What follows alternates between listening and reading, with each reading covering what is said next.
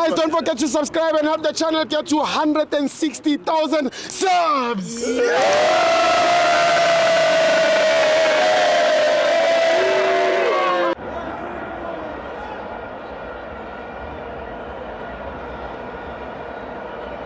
Welcome to Amavenzo TV. It's the World Cup qualifiers. Bafana 0, Zimbabwe 0. I'm joined by friend Mabradi Kamabanu Phuma uphi. Ngaziwa ngembongo yosizi ke kakhulu umlungiswa kaMbatha. Ukhala ngani?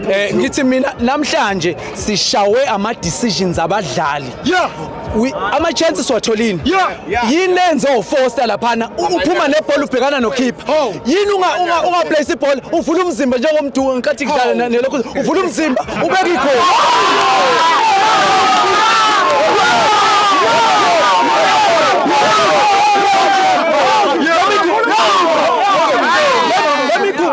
Let me cook.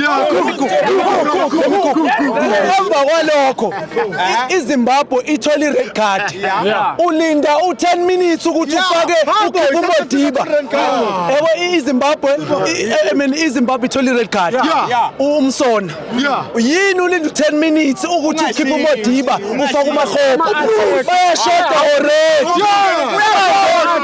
Sine-attack yodwa kodwa laba bantu bayashoda. Ungani unga-introduce uMakhoba early because already sibadla i-South Ground. Lokho bekuzokwenza ukuthi sisheshe sibacinezele khonini asheshe uMaster Chef abanikeze apheze siwini.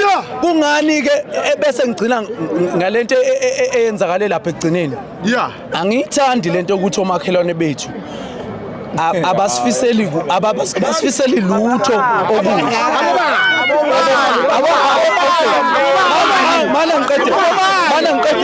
Mala ngiqedele. Yabona iZimbabwe ifike yadlala udoti kwamanye ama games ngoba kudlalwa nathi bayazi ngisho bengawina bathola ilutho bayayilalisa bayasikahlela benza konke okungekho right manje thina futhi funa sibanikeze hospitality bona makhelane bethu angabe bazolana nathi eSouthern Africa bekuzoba iSouth Africa kuphela eya ku World Cup manje basenzela amasimba sothini Steve angeke abasifuni vele lapha.